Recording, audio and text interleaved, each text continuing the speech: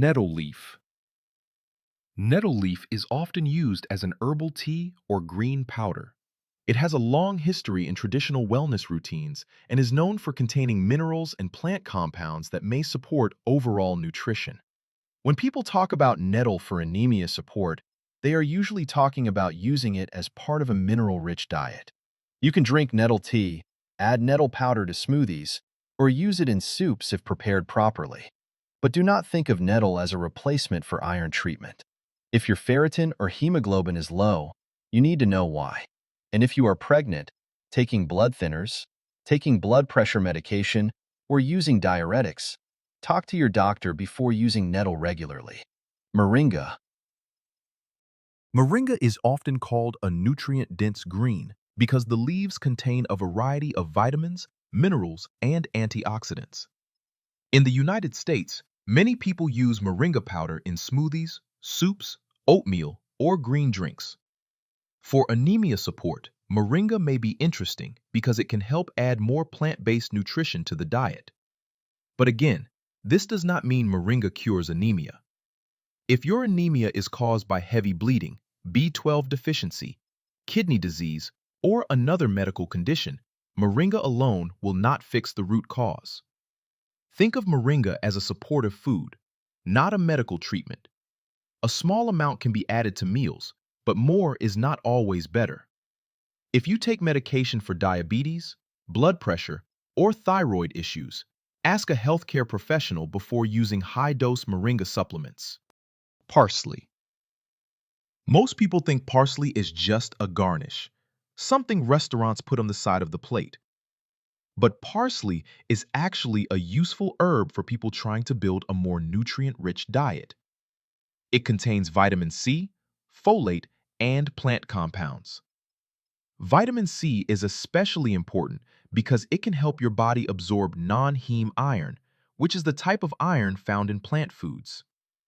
This is a key point. It is not just about eating iron, it is also about absorbing iron. For example, if you eat lentils, beans, spinach, or iron-rich plant foods, adding vitamin C from parsley, lemon, bell peppers, citrus, or berries may help support iron absorption. A simple idea is to add fresh parsley and lemon juice to beans, lentils, soups, salads, or grain bowls. That gives you flavor, vitamin C, and a more iron-friendly meal. Dandelion greens. Dandelion greens are bitter leafy greens that many people overlook. But bitter greens can be very nutrient-dense.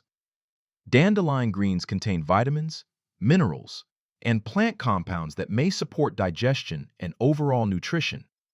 For anemia support, the value of dandelion greens is not that they magically build blood. The value is that they can help make your diet more mineral-rich and plant-diverse. They can be added to salads, sautéed with garlic and olive oil, mixed into soups, or blended with other greens. But dandelion is not right for everyone. It may interact with certain medications, including diuretics or blood thinners, and people with gallbladder problems should be careful. So if you have a medical condition or take medication, ask your doctor before using dandelion supplements or strong herbal preparations. Rosehip or amla. This one is slightly different. Rosehip and amla are not mainly about iron. They are mainly about vitamin C. And vitamin C matters because it helps support the absorption of plant-based iron. This is especially important for people who eat mostly plant foods. Iron from plants is not absorbed as easily as iron from meat.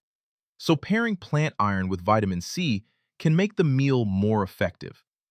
For example, you could eat lentils with lemon juice, beans with salsa, spinach with strawberries, oatmeal with berries, or an iron-rich meal with rosehip tea or amla powder if it fits your routine.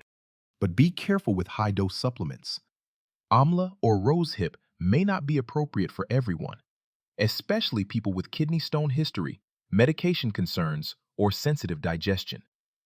Food first. Supplements only with guidance. Yellow dock root. Yellow dock is often mentioned in traditional herbalism for iron deficiency support. But this is the herb on the list that needs the most caution. Yellow dock is not something to use casually. The evidence is limited, and it may cause digestive irritation in some people. It may also interact with medications or be unsafe for certain medical conditions.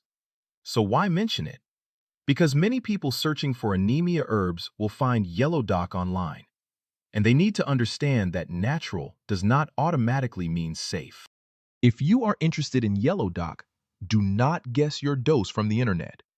Talk to a qualified healthcare professional, especially if you are pregnant, breastfeeding, taking medication, or have kidney, liver, or digestive problems.